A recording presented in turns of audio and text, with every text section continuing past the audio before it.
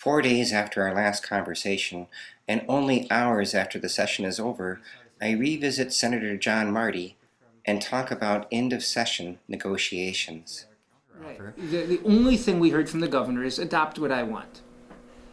And again, the way it comes back to us then is we tell him, well, Governor, we don't like this and this and this and this. Now let's negotiate. We pass it back to him. He hands us the same piece of paper back again saying, no, here's what we're going to do. And we say, he must be really serious. So if we had 20 objections, we'll say, well, we'll take off 7 or 8 of our objections, and then we pass it back to him with only 12 or 13 objections. And then he passes the same thing back to us again. We think he must really, really be serious, and we cut off another 6 or 7 of them. And then we hand it back, and he comes back again. That's the way we negotiate. Do you think this process was described to the public very well? No, I think if the public thought it was a good negotiation, I think it was not. I'd say the way we ought to do it is the way I use the illustration I give is give him a taste of his own medicine, and then you'll see how negotiations ought to work.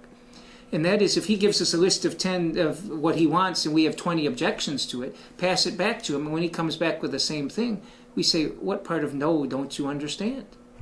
And pass it back to him. He comes back again, what part of no don't you understand? And say, Governor, we're willing to work with you as soon as you want to work together. But until then, why don't we go home? And as soon as you're ready to work, we'll work with you. We'll call the legislature back. You can call them back in special session. We could wrap it up in one day. But instead, we're so afraid of that for whatever reason that we tell them, okay, we come that way. We give in. It would be people around here, if we suggested we throw a tax proposal at him and he vetoes it, and we send him the same one the next day, and the day after, and the day after, and the day after, people would say, why would you waste your time doing that? Because he'd never sign it. Well, instead, he does that to us, and we think, instead of thinking, don't these folks get it?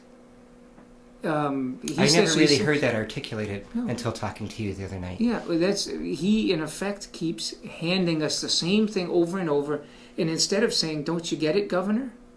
We're not going to do that. We're not going to cut these folks from their health care.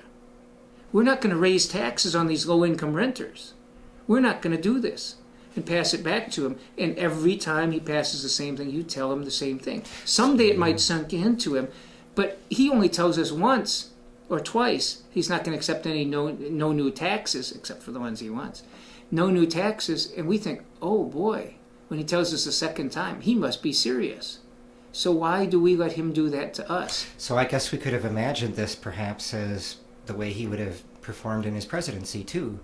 And it actually reminded me of George Bush and how he cooperated. And to me, why Democrats in Congress dealt with him the way they did. Oh, we're powerless. He's the executive. He has all the power. So when Barack Obama gets to be president and has all the power, well, we better cooperate. We got to deal with it. We can't win. I mean, we can't win. We only have 59 Democrats in the Senate now, when 50s and 51's a majority. We can't cooperate now because they can block us. And I keep thinking, George Bush, he never had 59 people. It appears as though you have two different strategies then for the Republicans and the Democrats. And I haven't figured that out. I haven't figured out why the logic of that is, but I think Democrats are just too unsure of themselves in recent years, and I think that's where we have to get the courage of our convictions back. Another thing that changed last night is that they added, I believe, $10 million more to the GAMC fund. But in reflecting on that, you have to think, is $10 million significant when it comes to medical dollars? Right. Because my mom once had $1 million health bill alone. Yeah. $10 million then means 10 million is a drop in the bucket. I mean, the federal money, the early adoption of the medical assistance, the Medicaid funds, that would have been $1 billion+ for the state. That's a lot of money there. But an order of magnitude. It's an order of magnitude greater, and that's the way we ought to be doing it, is the bigger picture things. That's why I think it's so important we adopt universal health care. So health care is treated like police and fire, not something you take away from people, not something you can say, well, with these folks, they're not going to qualify anymore. We need a whole new way of looking at this. You think someday it'll be considered to be a right? I think it should be. I think it's got to be. I think our country signed the Universal Declaration of Human Rights, which says to everybody else in the world that health care is a right. But to our own people, we don't think For some reason. And knowing you, I would think that that's a moral and ethical position. It's something that the rights are something that we as human beings, everybody deserves, and they have a right to them. That's why we come up with the word right. But the bottom line is that with what the governor got out of it this time, it was 100 times more of what he got than what we wanted. I have to admit, if you're breaking it in percentages, it's not 50-50. It's more like 90. Very rough right now, and also 98 to 2 or something. I don't know. And the ink is still drying, and I think we've learned with GAMC too that it takes 72 hours or more to actually understand what has actually been voted on and passed. And we're there still always learning may be surprises and interpretations of things, but but I guess if I was to encourage future legislators and how to deal with it, I'd say don't give up your power.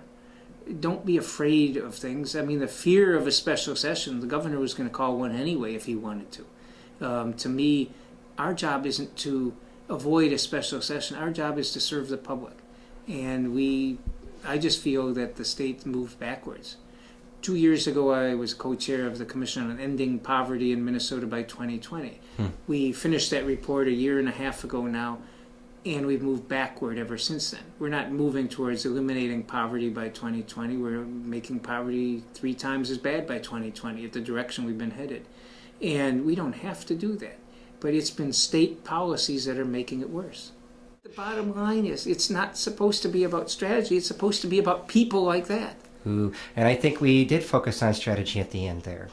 I think a lot of Democrats are thinking, and outfoxing ourselves, thinking that the way to win an election is to, well, if we cave in and get out of here as fast as we can, then we can start campaigning. Well, I'm saying maybe if you fight for the people who need us to fight for them. If we fight for no more cuts in higher education, because the students who are on the 7-year plan to get the 4-year degrees, I mean, they need some advocates here. And we'd be better off if we'd stand here and fight for it. And if it dragged into a special session, I know that'd be ugly. I don't want a special session. But, at a certain point you got to say, we're not here to get reelected. We're here to do the right thing. And frankly, doing the right thing sometimes is smarter politically.